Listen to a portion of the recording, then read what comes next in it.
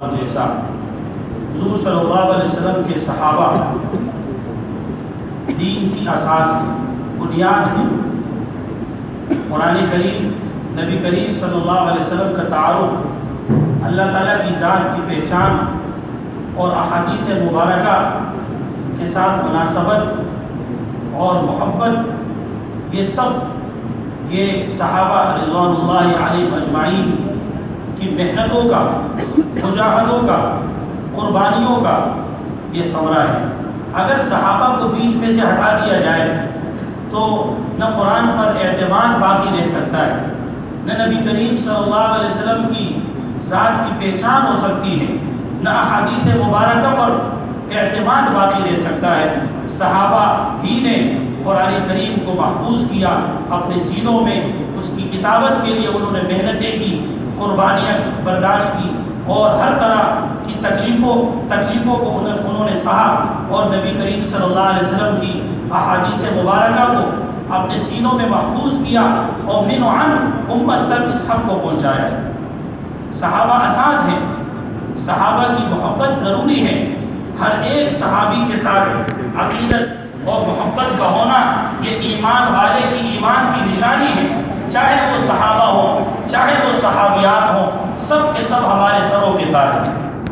چاہے وہ ابتداء شروع میں اسلام لانے والے السابقون الاولون کے زمرے میں سے ہوں، چاہے وہ فتح مکہ کے موقع پر مسلمان ہونے والے ہوں، چاہے وہ فتح مکہ کے بعد اسلام لانے والے ہوں، چاہے نبی کریم صلی اللہ علیہ وسلم کی وفات سے کچھ دیر قبل اسلام لانے والے ہوں، صحابی بہرحال صحابی ہے۔ علماء کا یہ متفقہ مسئلہ ہے کہ ساری دنیا کے ولی، قطب اور ابدال یہ جمع ہو جائے اور سب کے سب اللہ کے ولی جمع ہو جائے، کسی ادنا درجے کے صحابی کے مرتبے اور مقام تک نہیں پہنچے، کیونکہ صحابی یہ صحبت سے بنا ہے۔ من ادرک صحبت النبی علیہ السلام مع الایمان، یہ صحابی کی تعریف ہے۔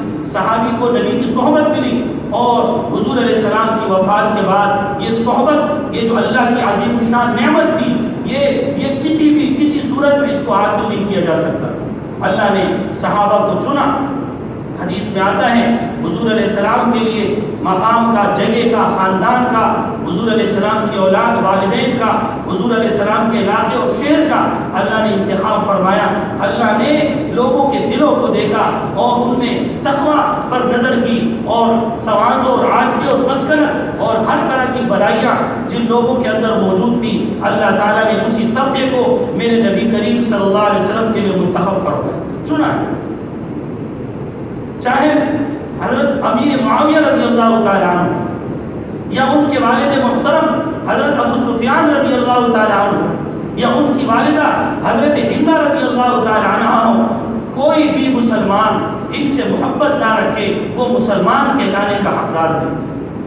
اس کے اسلام میں شک کیا جا سکتا ہے، وہ مشکوک ایمان والا آدمی، اور ان سے محبت رکھنا ایمان کا حصہ ہے۔ اب آئے دن یا کسی صحابی کے بارے میں یا کسی صحابیہ کے بارے میں تبصرے کرنا، یہ تاریخی لوگ نہیں ہیں، علماء نے لکھا ہے۔ یہ وہ جماعت نہیں ہے کہ جن کی سیرت اور جن کے کردار کو ہم تاریخ کے آئینوں سے دیکھیں، ہرگز ایسا نہیں ہے۔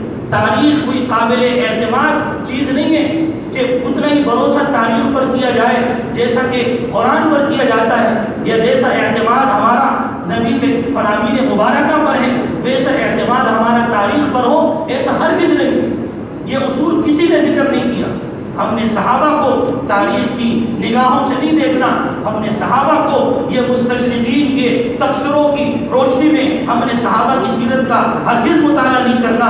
یہ رفس کے جراثیم جو ہر طرف پھیل چکے ہیں، اور اتنے پھیلے ہیں کہ اہل سنت والجماعت کے ایسے لوگ جو باوجود اہل سنت والجماعت میں سے ہیں، لیکن وہ رفس کا جراثیم اتنا سرایت کر چکا ہے کہ اس جراثیم کو ہم سمجھنے کے لیے تیار نہیں۔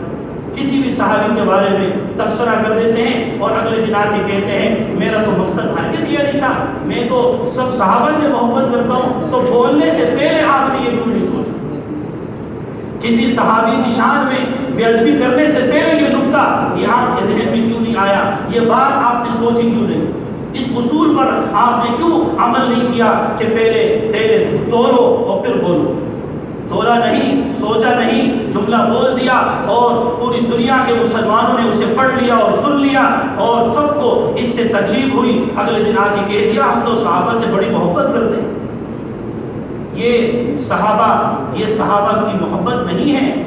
حضرت ہندہ رضی اللہ تعالیٰ عنہ مسلمان ہو چکی تھی، صحابیہ رسول ہیں، ان کی شان میں گستاخی یہ نبی کی شان میں گستاخی کے مترادف ہے۔ کسی صحابی کی شان میں تنقیص کرنا یہ نبی کی شان میں تنقیص کرنے کے مترادف ہے۔ نبی سے محبت ہے، نبی کے ہر صحابہ سے محبت ہوگی۔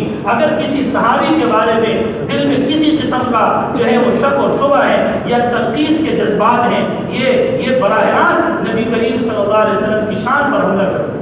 جو نبی سے محبت کرے گا، نبی کے ہر صحابی سے محبت کرے گا، اور جو کسی صحابی کا نفرت دل میں پالے گا، اس کے دل میں ہم یہ اعلان کہتے ہیں کہ نبی کی محبت میں۔ اور یہ نکات اور باریکیاں یہ ہمیں تب سمجھ میں آئیں گی جب ہم فیس بک اور انٹرنیٹ کے مفتیوں سے اپنی جان چھڑائیں۔ میں اعلان مطلب نہیں کہتا، آج کل تو ہر کوئی مفتی اور عالم اور محقق بنا ہوا ہے اور ہر کوئی مسئلہ بتانے کے لیے بالکل بےتاب ہے، اور ہمارا مزاج ایسا بن چکا ہے کہ آج ہمیں مولویوں سے، علماء سے اور علماء دین اور مفتیان کرام سے دور کرنے کے لیے ایک فتنے کی صورت اس نے اختیار کی اور ہم اس کا شکار ہوئے۔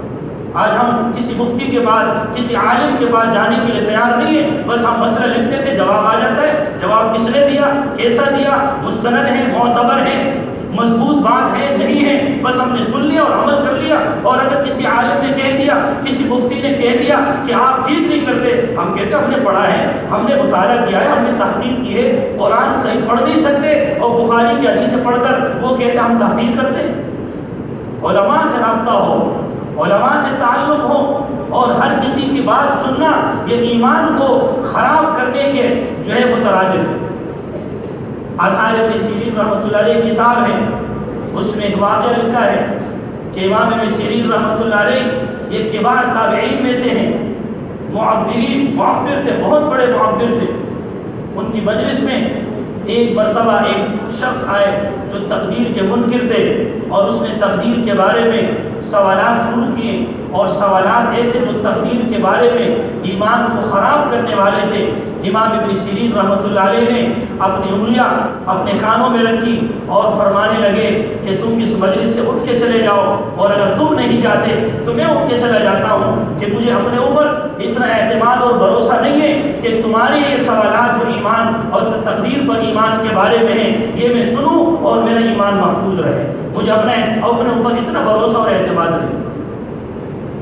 تو میرے بھائیو، ہم کون ہوتے ہیں کہ ہر کسی کی بات سن کر ہم سمجھتے ہیں کہ میرا ایمان محفوظ رہے گا؟ صحابہ کے بارے میں اور شریعت کے بارے میں اور دین کے بارے میں اور اللہ کے نبی علیہ السلام کے بارے میں۔ اس لیے ہمیں چاہیے کہ ہم علماء حق سے جڑے رکھیں، اپنے آپ کو جوڑے رکھیں، علماء حق کے بیانات سنیں اور مستند علماء کے بیانات سنیں، ان کی مجلسوں میں جائیں، ان کے ساتھ تعلق رکھیں، انشاءاللہ ایمان محفوظ ہوگا، نبی کی محبت محفوظ ہوگی، صحابہ کی عقیدت محفوظ ہوگی، قرآن پر ایمان محفوظ ہوگا، صحابیان پر ایمان محفوظ ہوگا، یہ ساری باتیں محفوظ ہوگی۔ اللہ